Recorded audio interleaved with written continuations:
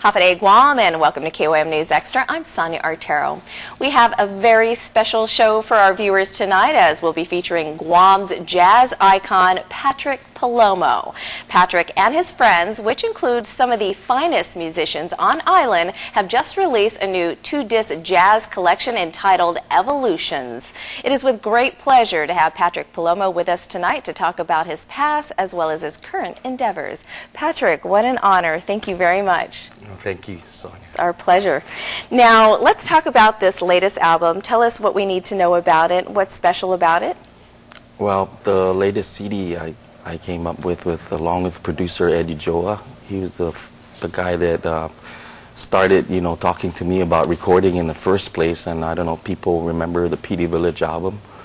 Well, we seem to have come around, and we're working together again. And our dream was to do something locally, and that's what's special about this album, Evolutions. We did it here with local musicians, about maybe close to 30 musicians. It's a 2-disc set. It has a lot of originals as well as some classic stuff and some Chamorro music too.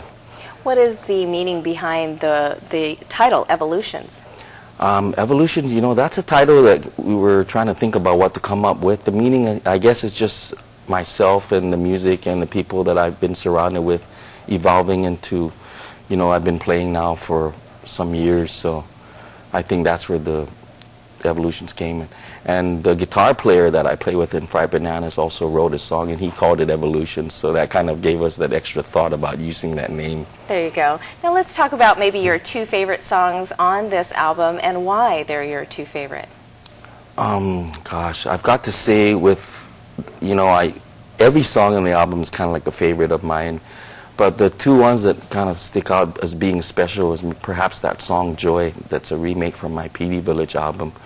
We redid it in 3 movements, and it's special because it's the longest song on the record, and with all the musicians playing in it from the very first note that Mike Hartendorf played in the prelude, it was just, we played it right through, straight, non-stop. It was a take, the longest song, and everyone was, everyone lived every note they played in that song, so that was special to me. What about your second favorite? Well, the other one, I have to say, is this song called Far East. Part of it is because my brother Joe played on the song with me, and then that song was a kind of a song that I wrote when I was having writer's block. And just to make a personal story short, a very close friend of mine passed away. And as soon as I found out about what happened to him, I had all these feelings and emotions in me, how to deal with a very close friend.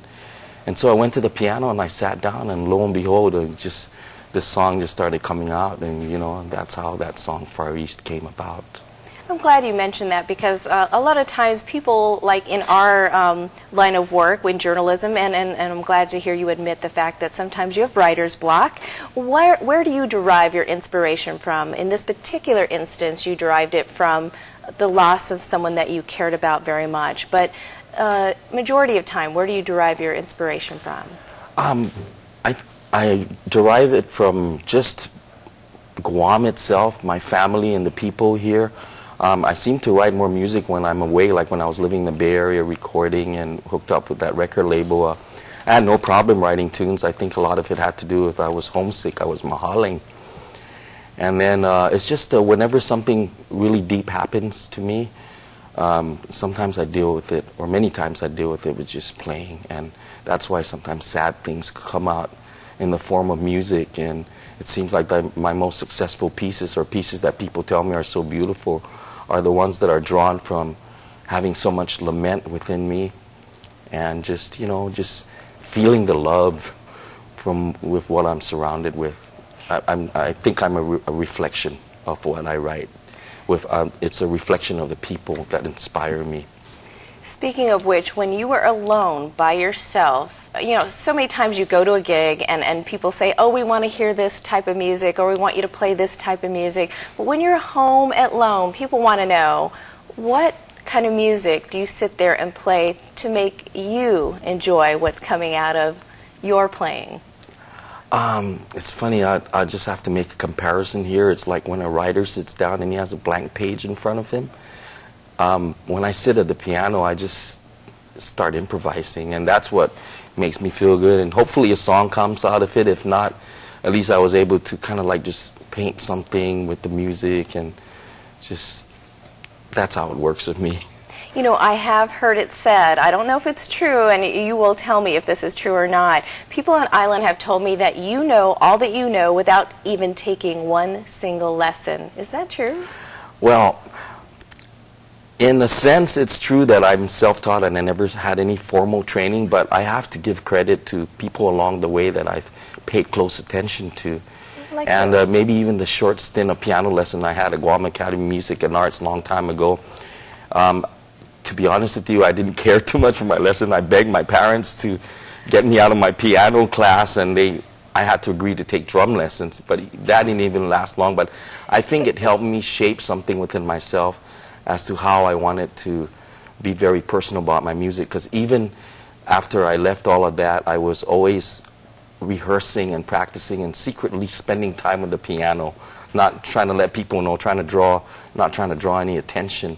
And then along the way over the years, there's some great musicians that I paid very close attention to, and so I consider them my teachers.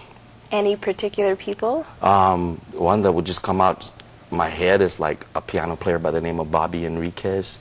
Oh, wow. Local pianist in Guam that I heard playing jazz, his name was Vic Paris. There's quite a few. There's a guy, Monte Plata Vega, that plays a song in my record with me. He was one of those guys too that I paid very close attention to. Well, fantastic. And tried to draw stuff from. Thank you for sharing that. We appreciate it. And if you know Patrick Palomo, then chances are you know about the Casuals. Up next, we'll talk about Pat's experience with the Casuals and how it helped shape his successful career. That aspect when we return.